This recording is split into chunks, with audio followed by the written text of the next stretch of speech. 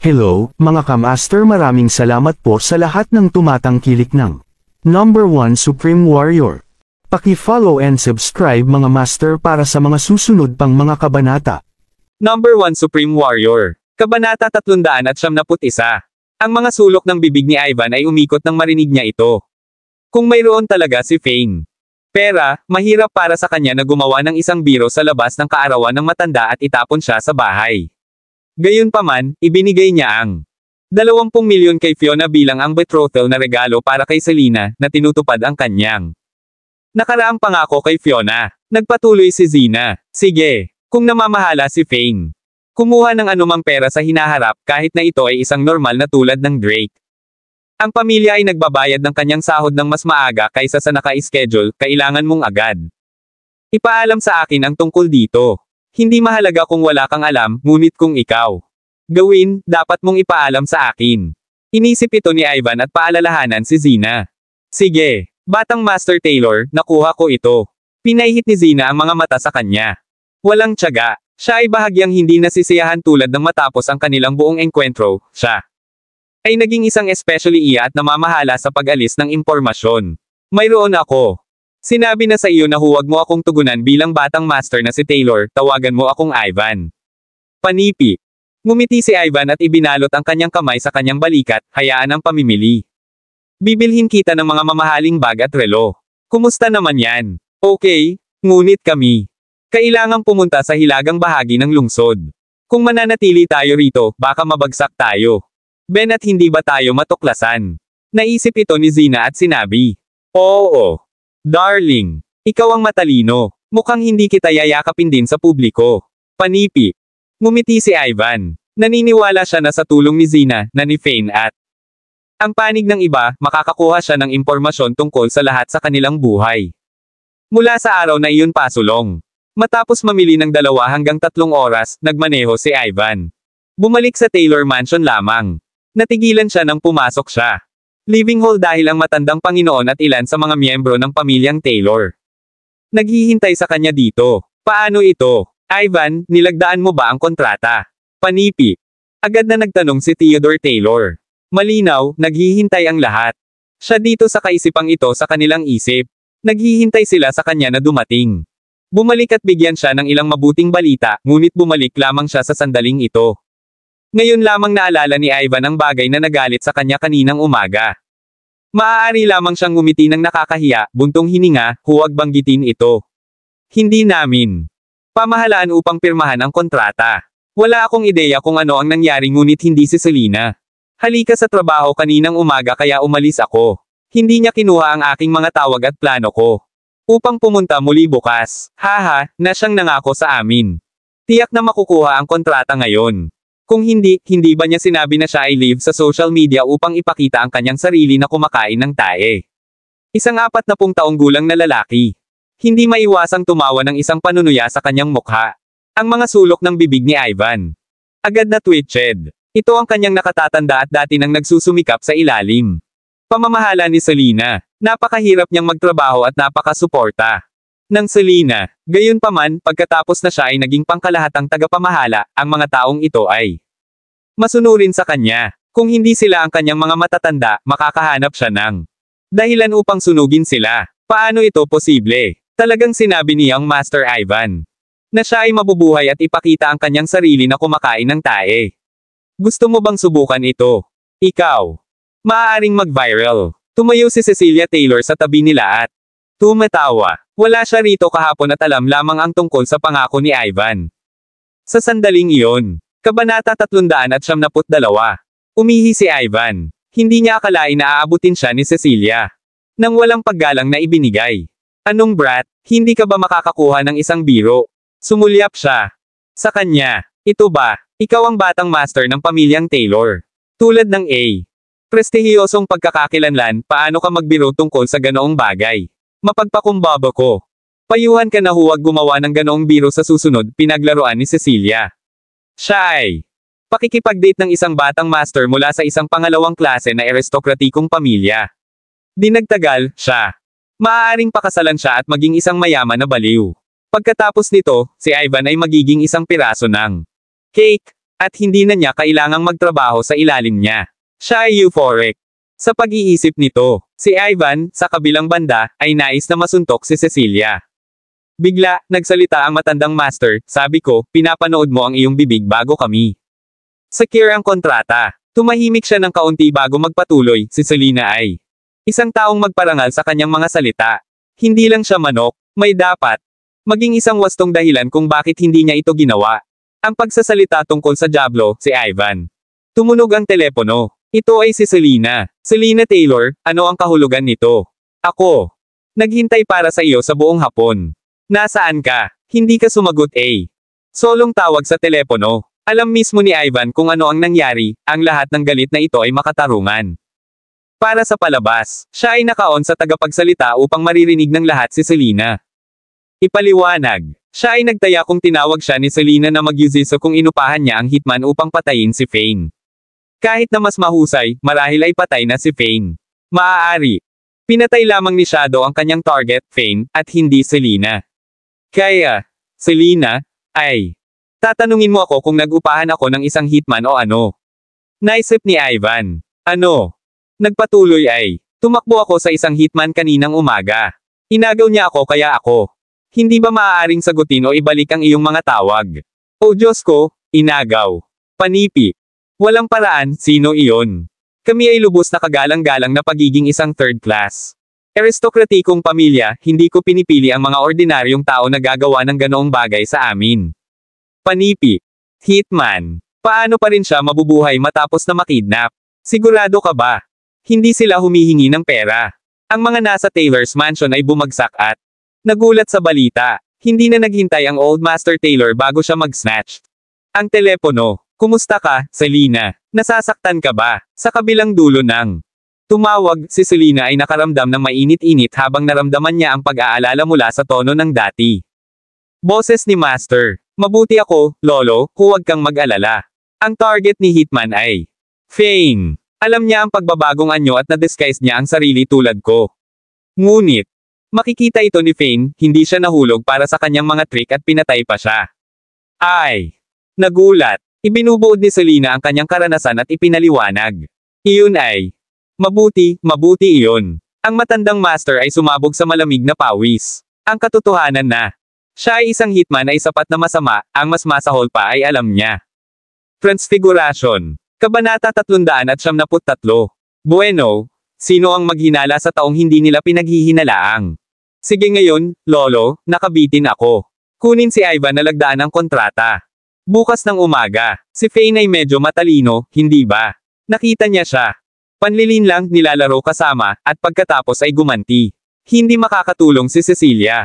Papuri. Salamat sa kabutihan, pareho silang maayos. Kung patay si Fane, si Kylie ay walang ama. Si Eugene Taylor, na nasa kanyang mga 40s. Nagdadalamati. Kaya paano kung siya ay namatay, siya ay isang tagalabas lamang. Siya ay isang bodyguard lamang. Isang magaspang na tao. Ang pinsan kong si Selena ay isang napakahusay na babae, makakakuha siya. Ang isa pang lalaki, Ivan, sa kabilang banda, ay nagkalat. Maalat pa rin siya tungkol sa pera na ginugol 50 milyong sa pag-upa ng tulad ng isang piling tao na hitman tulad ng Shadow, ngunit pinatay ni Fane sa halip. Ang misyon ay hindi na kompleto, at sa itaas. Sa gayon, walang magiging refund dahil patay na ang hitman. Iyon 50 milyon ang sinunog ng magdamag tulad nito. Nagbayad sila ng 50 milyon para lang makita pa rin ang kaaway. Ivan, panoorin ang iyong bibig. Ang isang stepdad ay hindi kailanman pretuhin ang kanyang anak na babae pati na rin ang sariling ama. Bukod, mayroon si Fane. Nakakuha ng isang matatag na trabaho sa Drake's ngayon. Sino ang sasabihin na hindi siya magtagumpay sa hinaharap? Si Fane? Ang batang ito, sa palagay ko ay may potensyal siya. Matalino siya, mayroong mataas na kita, at maaari siyang lumaban ng maayos. Siya ang perpektong tugma para kay Selena. Panipi. Ipinagtanggol ni Eugene si Fane. Inaasahan ni Eugene na maaaring bumalik si Selena Taylor at nagtatrabaho para sa kanila. Inaasahan din niya na makikilala si Fane. Ang pamilya upang ang buong pamilya ay mabubuhay ng mapayapa sa ilalim ng isang bubong. Hey! Sundalo lang siya, isang bodyguard. Hindi siya tugma sa lahat ng mga bata. Masters doon. Si Ivan ay malinaw na maalat at patuloy na pumili. Fights. Sige doon, ang iyong tiyuhin na si Eugene ay may punto. Si Fane ay isang bodyguard. Ngunit hindi lamang siya ang ordinaryong bodyguard. Siya ay isang bodyguard sa Drakes. Siya ay may potensyal na lumago doon. Hindi na ito makukuha ni Zeus at interjected Ivan, hindi mo siya parusahan dahil lamang sa tunggalian na iyon. Nangyari iyon. Bukod, ipinangako niya na mabayaran ka ng 10 milyon. Sa aking kaarawan. Kung itinago niya ang kanyang mga salita, dapat mong pabayaan ito. Naiintindihan. Panipi. Oo, Lolo, naiintindihan ko. Nagagalit pa rin si Ivan, at sinabi lamang ito sa pasay ng kanyang lolo. Mabilis niyang sinundan, ngunit kung hindi niya matupad ang kanyang pangako, at hindi ka makakakuha ng isang mamahaling regalo, kakailanganin niyang diborsyo. Selena at iwanan ang pamilyang Taylor ayon sa kontrata. Tama. Panipi. Naturally. Iminungkahi niya ang kondisyong ito, at siya ay magiging isang tao sa kanyang mga salita. Panipi. Tumango ang matandang lalaki. Ang katapatan ay isang kabutihan na itinataguyod niya, si Fane ay hindi mabuti para sa ang kanyang apo kung hindi niya mapigilan ang kanyang mga salita. Ano ang mayroon ako? Narinig. Sinabi mong inagaw ka. Si Selena, na sumasagot sa isang tawag. Sa kanyang bakuran, ay ininterject ni Fiona na nag-eavesdropping sa likuran niya. Nakakuha siya ng masamang pakiramdam tungkol dito. Kabanata 374.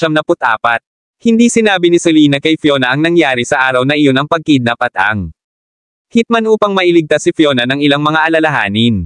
Sa makatuwid, lihim niyang kinuha ang kanyang tawag sa kanyang bakuran pagkatapos ng hapunan. Sa hindi inaasahan, talagang sinundan siya ni Fiona sa bakuran at narinig ang lahat ng sinabi niya sa tawag. Mom, wala ito. Hindi ba tayo ligtas sa bahay at tunog ngayon? Napangiti si Selena. Ginawa niya. Hindi maganda ang hitsura, bagaman. Napuno ng galit, sinaway ni Fiona, bumalik. Mayroon ka bang ideya kung gaano ito mapanganib? Iyon ang mapahamak na Fane, kung ito. Hindi ba para sa kanya na nagdudulot ng mga problema, may mag-upa ba ng isang hitman na patayin siya? Panipi. Pagkatapos ay lumingon siya sa bahay at sumigaw, Fane, bastard ka. Lumabas ka. Narito ang pagkakataong ito. Mom, ano ang bagay? Tanong ni Fane na may ngiti bilang. Tumungo siya papunta sa kanila. Ano ang problema? Hey! Narinig kong tumakbo ka sa isang hitman ngayon, inagaw pa niya at nakilala bilang aking anak na babae. Mayroon ka. Walang ideya kung ano ang nakuha mo sa iyong sarili, ay. Iyon ay isang mamamatay na iyong kinakaharap. Paano kung pinatay niya ang aking anak na babae? Ito ang lahat ng iyong kasalanan. Ikaw ay pupunta sa paligid na nagdudulot ng mga problema. Hindi na kailangang harapin ito ng aking anak na babae. Kung hindi ito para sa iyo. Sumabog si Fiona sa paningin ni Fane. Nagpatuloy siya. Huwag isipin na ang 20 milyong ibinigay mo sa akin ay maaaring bumili ng iyong paraan. Tungkol dito nagbabala ako sa iyo, huwag hayaan itong mangyari muli. Kahit na kukunin kita. Bilang aking manugang ngayon, gagawin ko ang aking anak na diborsyo sa iyo kung sakaling mangyari ito. Muli. Nahihiya, ngumiti si Fane ng mapait habang sumagot siya, Mom, wala. Maaaring makita na darating. Hindi ko malalaman na ang hitman ay magkakilala. Ang sarili at makisali kay Selena, ito ang aking masama. Kailangan kong sabihin, hindi ako naging sanhi.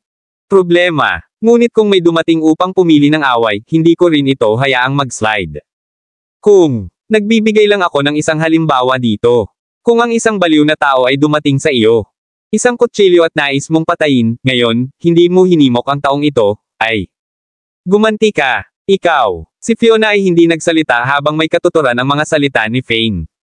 Gayunpaman, iginiit niya, wala akong pakialam. Ano man ito, itigil ang paglibot. Nagpapalakas ng mga tao, kahit na nangangahulog ang kailangan mong ibigay sa kanila. Sino man. Ang pag-open ng hitman ay maaaring laging umarkila ng isa pa pagkatapos ng nabigong pagtatangka na ito. Ay. Wala kang pakialam kung mamatay ka, ngunit ano ang tungkol sa aking anak na babae? Inisip ni Fane na mayroon siya. Isang magandang punto. Paano ito, kukuha ako ng isang bodyguard para sa kaligtasan ni Selena. Bodyguard. Oo naman, magbabayad ka. Si Fiona ay isang maliit na pagkabansot. Manam, huwag. Nag-aalala ka tungkol sa pera, babayaran ko. Tumango si Fane. Tulad ng mga ito. Umuwi sa bahay, huminto si Audie sa harap ng kanilang bahay. Isang tao noon. Lumakad papunta sa kanila. Hoy, hindi ba ito, Marshall Dennis? Kinilala si Fiona. At ina, si Dennis ay sumama kay Ken upang magdulot ng problema dito. Gayunpaman, si Fane, bilang isang veterano, ay nakipag-usap sa kanila at pinaiwan sila. Kaya, bakit? Nandyan na ba siya? Hindi isa pang hitman ngayon, ay. Si Fiona ay. Natatakot si She Turnless habang siya ay bumulwak. Tumakbo siya patungo kay Selena upang hudyat siya upang makalabas. Nang doon, si Selena, sa kabilang banda, ay hindi nag-aalala. Kung hindi ito para kay Fane. Sa away na singsing na iyon, si Dennis ay magiging isang patay na tao. Kabanata 375. Kaya, sigurado si Selena na wala si Dennis para sa pagpatay sa negosyo. Siya ay, gayunpaman, naguguluhan sa kung paano siya gumaling ng mabilis sa lalong madaling panahon. Mayroon siya. Malubhang pinsala sa araw na iyon. Tinansya niya nakakailanganin ni Dennis. Bedridden nang hindi bababa sa isang magdamag. Ngunit tumingin sa kanya, mukhang malusog siya. Bata, ano ang ginagawa mo dito? Natatakot ang pakiramdam, tinanong ni Fiona, kung narito ka para sa Fane, sige, wala itong kinalaman sa amin. Maging malinaw sa ang iyong target, siya ang may pananagutan sa ginawa niya, hayaan siyang harapin ang mga kahihinatnan. Hindi kami. Sige, si Fane ay nababagabag sa mga aksyon ng kanyang biyenan. Kapatid na Fane, narito ako upang pasalamatan ka sa araw na iyon. Inilaan ni Dennis na lumuhod. Bago si Fane ngunit naisip na mas mabuti para sa kanya na hindi ito maaaring ilantad si Fane.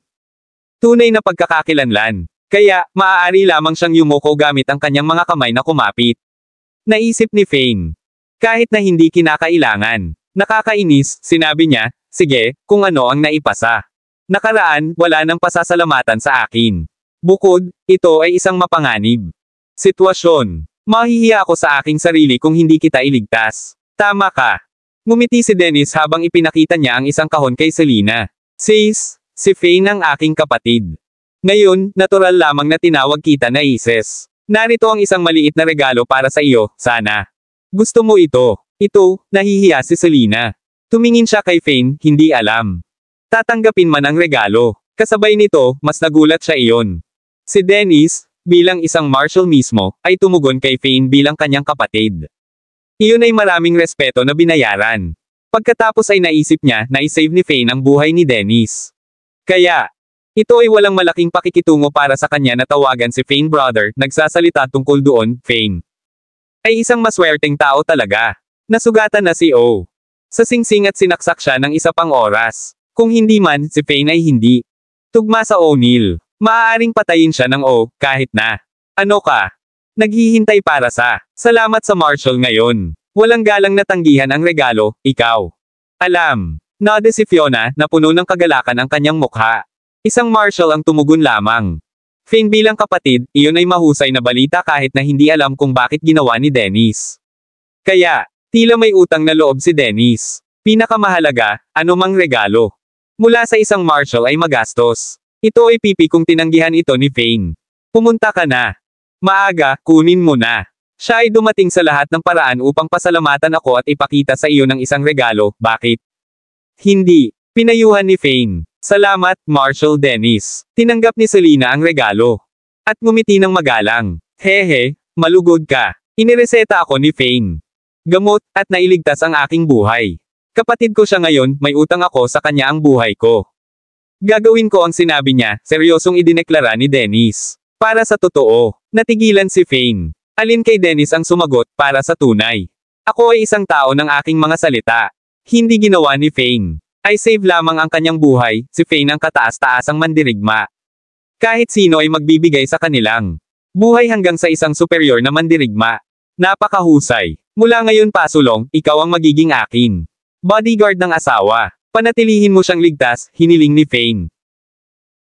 Kabanata 376. Ano? Nang marinig iyon ni Fiona, nagulat siya at napalalim. Hininga. Agad siyang humakbang paarap at galit na pinandilatan si Fane. Fane. Nabaliw ka na ba? Sabi ko humanap ka ng bodyguard para protektahan ang anak ko. Pero nakahanap ka lang ng isa. Kilala mo pa ba kung sino siya?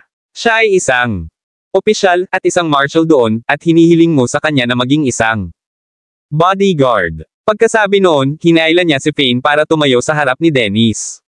Bilasan mo at humingi ng tawad kay Marshal Dennis. Kahit na ikaw ay maswerte. Sapat na upang mailigtas ang kanyang buhay sa pamamagitan ng pagbibigay sa kanya ng gamot, ipinahayag na niya. Ang kanyang pasasalamat para doon. Anong karapatan mong hilingin na maging iyo siya? Bodyguard. Halos matakot si Fiona kay Fane. Ang lalaking ito ay maaaring maglabas ng gayong kalokohan. Hindi ba niya alam kung gaano kalakas ang isang marshal? Ay, isang opisyal, isang marshal noon, hindi mabilang na mga tao ang gustong pumasok sa kanila. Magandang libro. Gayunpaman, hindi inaasahan ni Fiona na ngumiti si Dennis nang walang pakialam. Hindi problema yan, paprotektahan ko si hipag ng patago. Siyempre, kung ikaw. Sa paligid, kung gayon hindi ako kakailanganin. Talagang susubukan kong protektahan ang lahat. Kapag nag-iisa siya papunta at pauwi sa trabaho, o kapag nag-iisa siya sa labas. Sumasang-ayon. Pumayag siya. Nalaglag ang panga ni Fiona, iniisip kung mali ba ang narinig niya. Fane. Nagtanong sa isang marshal na protektahan ang kanyang anak na babae, at ang kabilang partido ay talagang sumang-ayon. Dito, isa itong himala. Inay, hindi ako basta-basta naghahanap ng tao. Ikaw. Sabi para maghanap ng bodyguard para kay Selena. Kung makakahanap ako ng isa, hahanapin ko ang isang. Mas maganda, tama. Kung hindi, paano kung ang hitman ay kinuha sa kabila? Napakahusay. Kaya naman naisip ko na si Marshal Dennis ay angkop. Sa pagkakataong ito, ngumisi si Fane kay Fiona, na para bang pinag-uusapan. Isang bagay na napakawalang halaga. Tita, huwag kang mag-alala. Mula ngayon, pupunta ako. Pretuhin ko si Fane bilang kapatid ko. At bilang kapatid ko, kanya ang buhay ko. Tumingin si Dennis. Kay Fane habang sinasabi niya ito, seryoso ang ekspresyon niya. Tuwang-tuwa si Fiona, pero siya. Pansamantalang nagtanong, okay lang yan, pero Marshal ka naman. Natatakot na hindi kayang bayaran ni Fane ang iyong mga bayarin. Magkano monthly salary ang hinihingi mo? Para sa, haha, masyado kang mabait. Sa pagitan namin, hindi na kailangang pag-usapan. Sweldo. Magkasama tayo pagkatapos ng lahat. Tumawa si Dennis. Siya ay lubos na nasisiyahan sa. May magagawa para kay Fane. Bukod dito, nailigtas ni Fane ang kanyang buhay noon. Kaya't itinuring niya ito bilang ganti ng kanyang pasasalamat. Ubo. Umubo si Fane. Awkwardly. Masyadong pabaya si Dennis. Kung tumanggi siyang kunin ang anumang sweldo. Hindi ba masyadong halata? Nako, wala naman akong hinihiling. 10 o 20,000 ang gagawin. Mabilis na nahuli si Dennis at sinabi. Kaunti lang. Hindi ba? Isang disadvantage para sa iyo. Isa kang marshal. Medyo nahiya si Fiona. 10 hanggang 20,000 sa isang buwan para sa isang marshal na maging bodyguard upang protektahan ang kanyang anak na babae, at upang protektahan ang kanyang sarili at ang iba sa paraan, ito ay magiging masyadong cost-effective. Hehe, idol naman ako. Since wala naman akong ibang gagawin. Gawin mo, ituturing ko lang ito bilang isang bagay na pampalipas oras ko.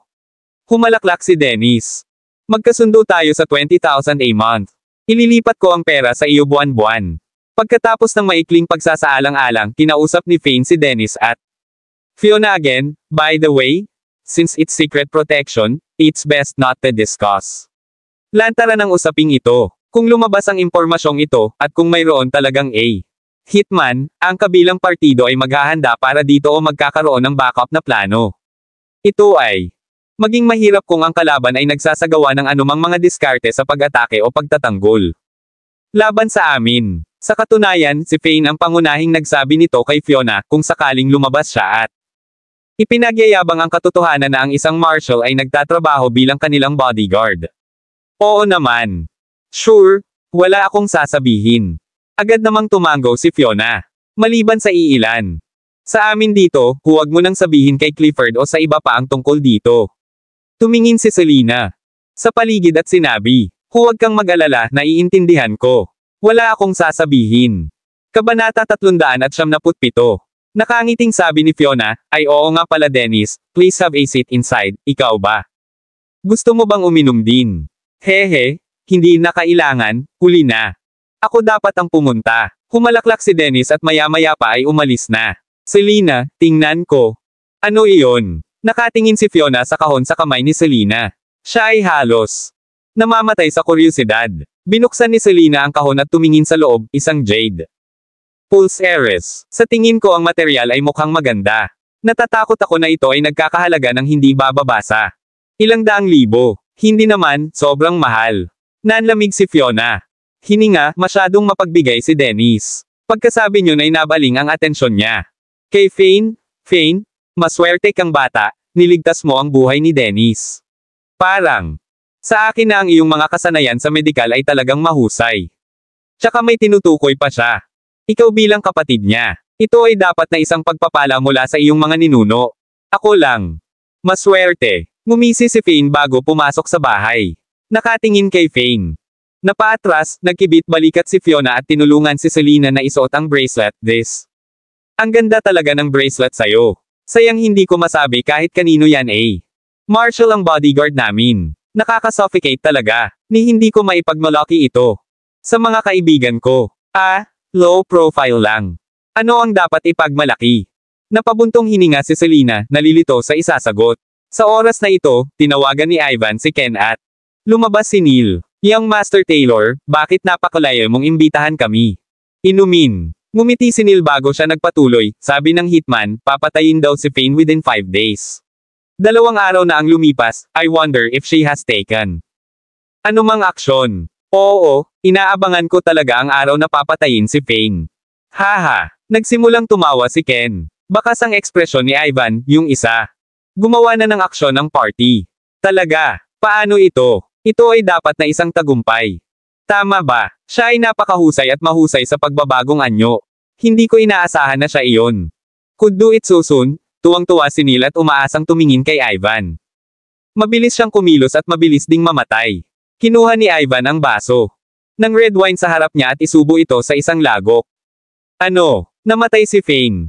Na mabilis. Iyon ay masyadong mabuti para sa kanya. The asterisk meat, dapat kanina pa siya pinahirapan. Pinapatay. Nang marinig iyon ni Ivan, hindi niya maiwasang mapangiti, Nakalimutang utusan ng hitman na pahirapan muna ang lalaking iyon. Pinakamabuting kumuha ng video ng pagluhod niya at pagmamakaawa para sa kanyang buhay para mapanood natin ito. Si Ken noon. Medyo naiinis din, iniisip na masyadong madaling nakaalis si Fane. Hehe. Ano ba ang iniisip mo? The asterisk meat, I was talking about the hitman. Mabilis siyang namatay. Ngumiti ng mapait si Ivan, pero sa puso niya, siya. At a loss on how to react, mabuti pa naman na mamatay siya, pero ang punto, siya. Inagaw si Selena kaninang umaga, at hindi napirmahan ang kontrata ko.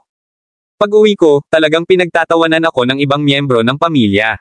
Ano? Sabay-sabay na bulalas ni Ken at Neil, iniisip kong ang kanilang mga tenga. Pinaglalaroan sila. Kabanata 378. Hindi pwede iyon. Hindi ba siya ang nirerango ang ikalima sa leaderboard ng hitman? Ang Timog Kanlurang Distrito. Hindi ba niya sinabi na kaya niyang harapin ang isang marshal?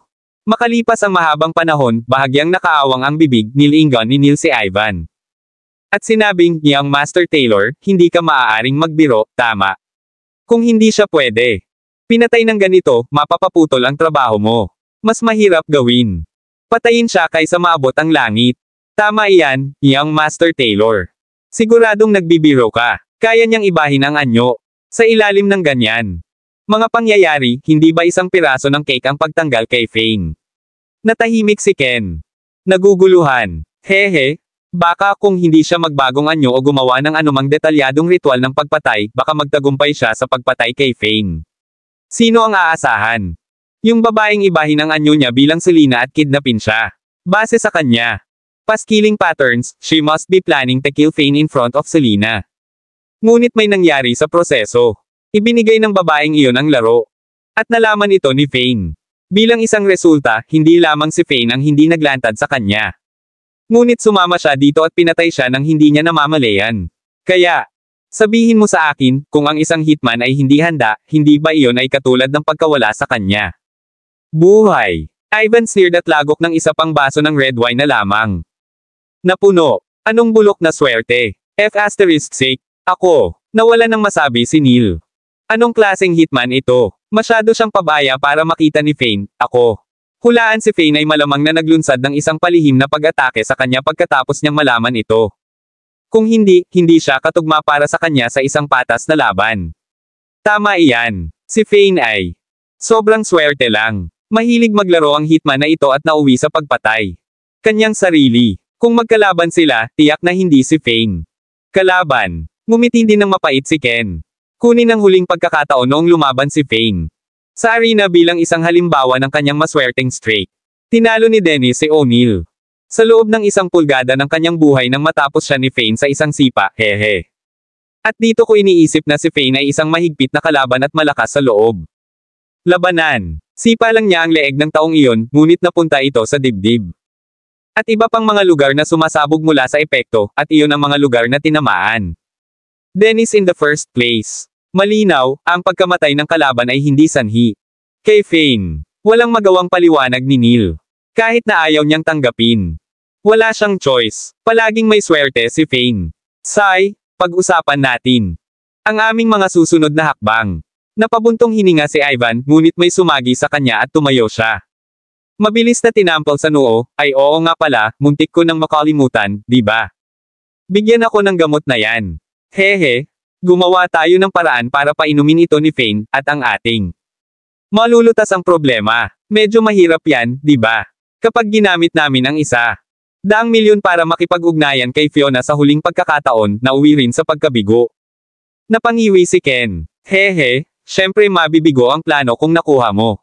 Kanyang gawin ito. Hindi lamang siya matako, ngunit siya rin ay isang duwag, ikaw ba? Naiintindihan. Mayroong isang tao na tiyak na magagawa ang trabaho. At saka, girlfriend ko na siya. Tumawa si Ivan, kinuha ang kanyang telepono, tinawagan si Zina. At sinabi sa kanya na lumapit. Pagkatapos ng tawag, bumalik siya sa dalawa.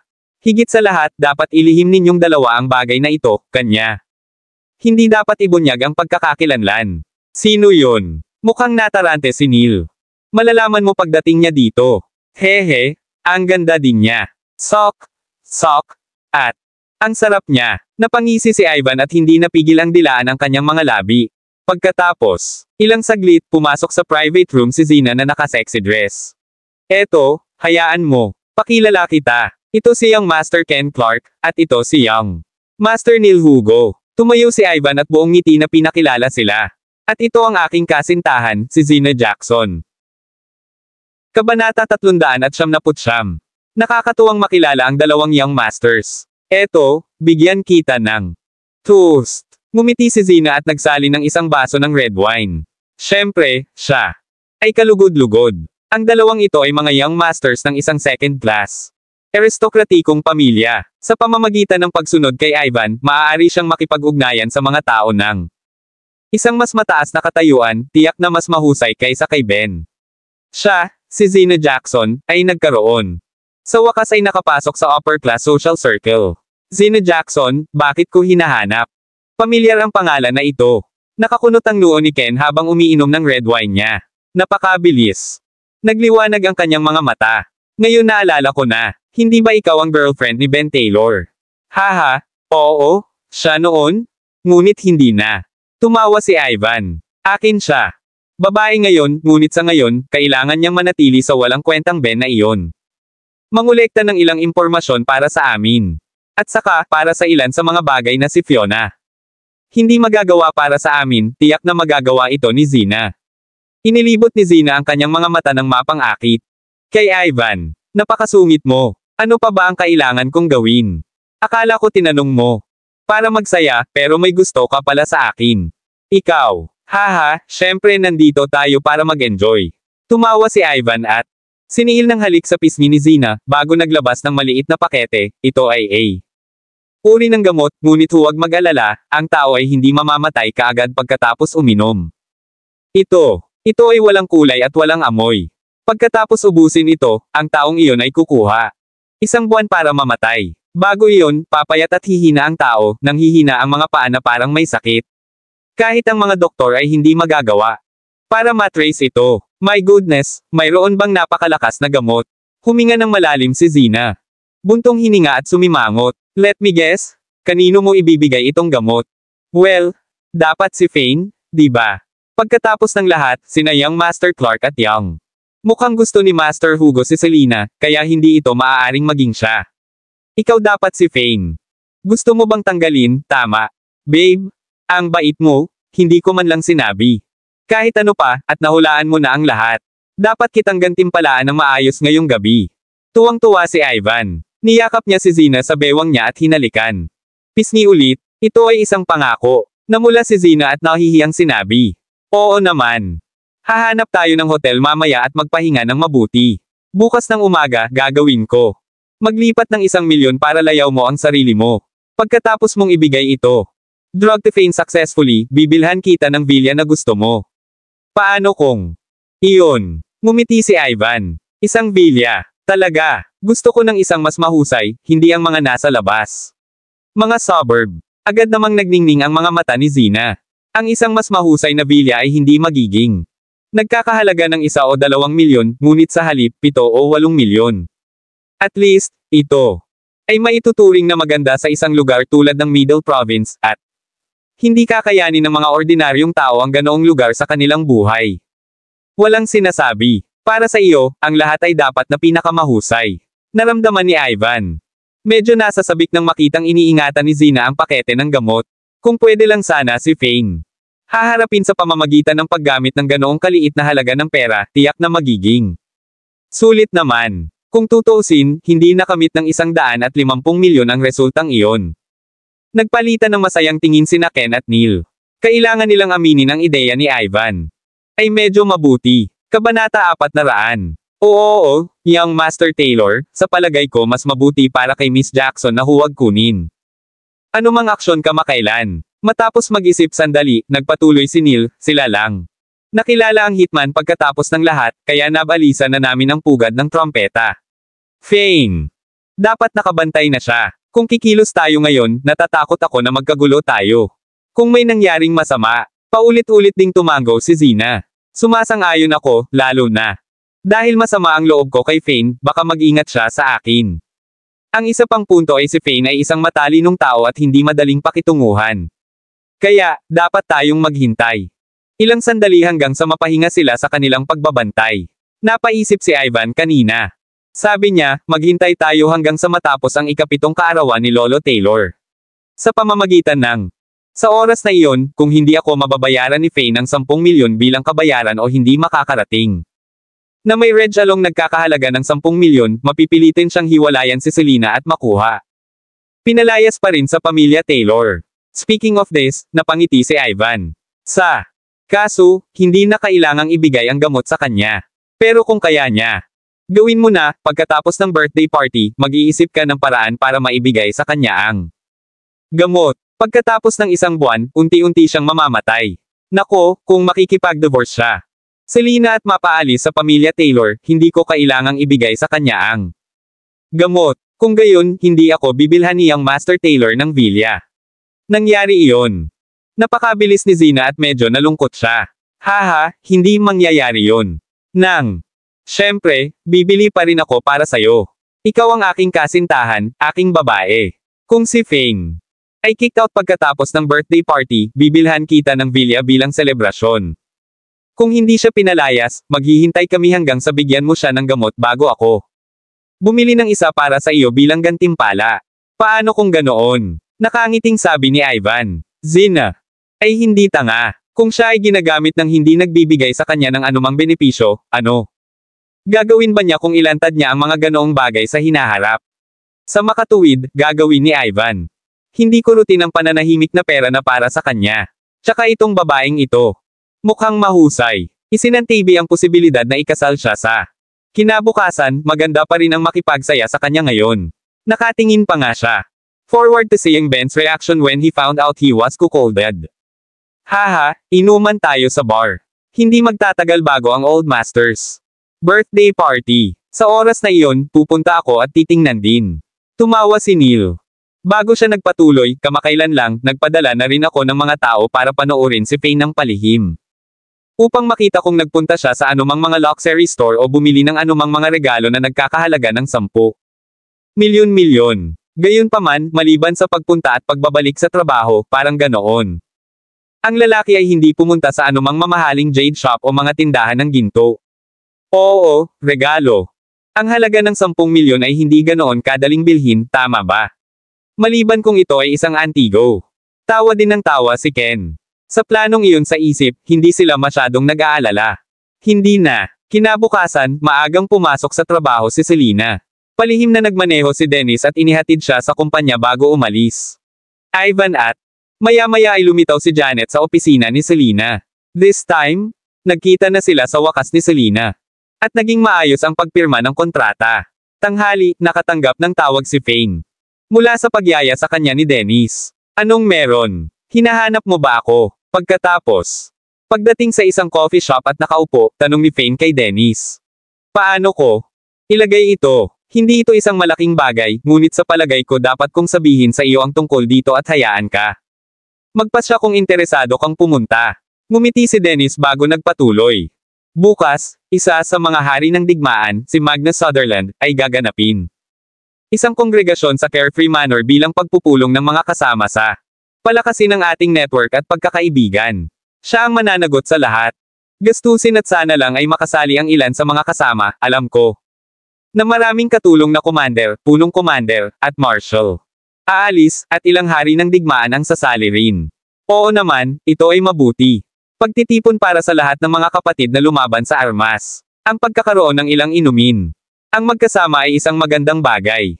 Tumango si Fane na may kasiyahan sa impormasyong iyon. Well, I heard na inimbitahan din niya ang Goddess of War, so I wonder if lalapit na si Goddess Lana. Ikaw naman, hindi nila alam na ganoon kagaling. Ang tulad mo ay nasa Middle Province, kaya hindi ka nila inimbitahan.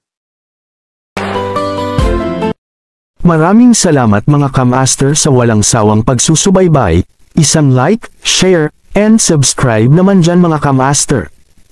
Abangan ang susunod pang mga kabanata.